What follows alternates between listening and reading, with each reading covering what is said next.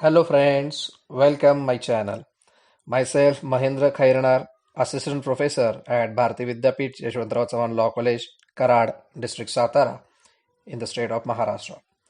Today we are going to see important part of interpretation of statutes, that is principles of constitutional interpretation. This will help you to understand the various principles of constitutional interpretation, its purpose and objects, along with the case laws. This is important so far as law of constitution is concerned as well as interpretation of statute is concerned. As we know, there are many general rules and principles of constitutional interpretations. Out of these, today we are going to see about the principle of pith and substance. Now we will see the meaning of principle of pith and substance.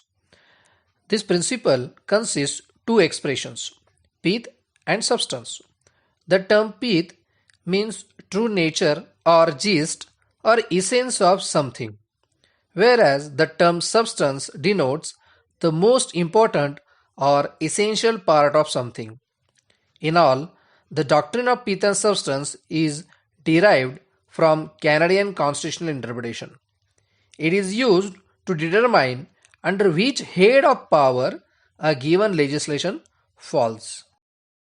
On entries in List 1, Union government can legislate or can make the laws. On entries in List 2, state legislature can make laws. Whereas on entries in List 3, both union and state government can make laws. The basic purpose of this doctrine of pith and substance is to determine under which head of power or field or entry, that is under which list given in Schedule 7 a given piece of legislation falls. Constitution is based on idea of separation of power. Rule of law and separation of power are the basic doctrines of public law. Hence, under doctrine of separation of power, power has been distributed between union government and state government. Power like legislative, executive, judicial and administrative in nature. The present topic deals with the separation of legislative power between union government and the state government. Particularly, Article 245 and Article 246 of the Constitution provides for the distribution of legislative power. Schedule 7 of the Constitution, as per Article 246, provides for three kinds of list, that is List 1, List 2 and List 3.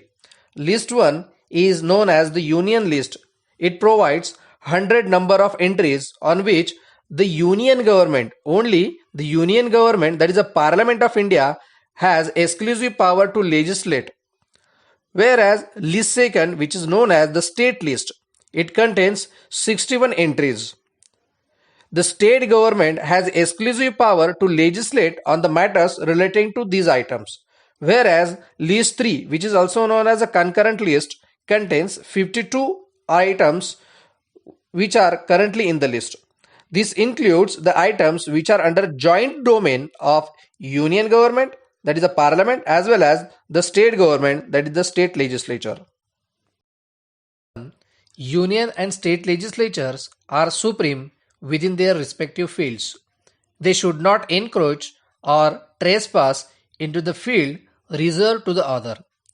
If a law passed by one trespasses upon the field assigned to the other, the court, by applying the rule of pith and substance, resolve the difficulty and declare whether the legislature concerned was competent to make the law.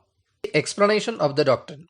The doctrine of pith and substance is applied in order to look into the legislative competence of a legislature with reference to the entries in different legislative lists, List 1, List 2 or List 3.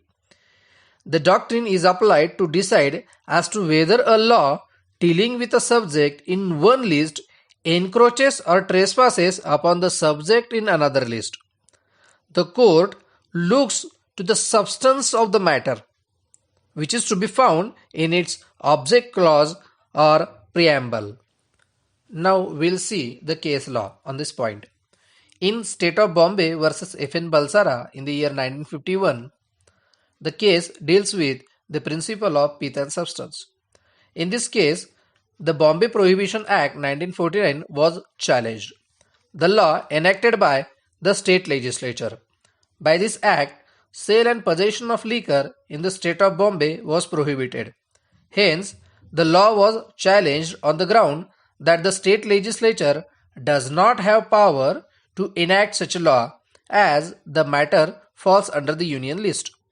The Impugned Act incidentally encroached upon imports and exports of liquor across custom frontiers, that is boundaries, as it is a central subject under List 3rd.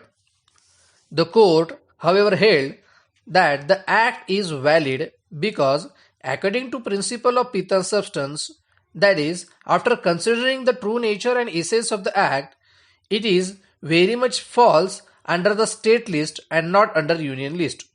Hence, this rule saved the Bombay Prohibition Act 1949 and it was declared as constitutional. Hope you like the video. Thank you. Have a nice day.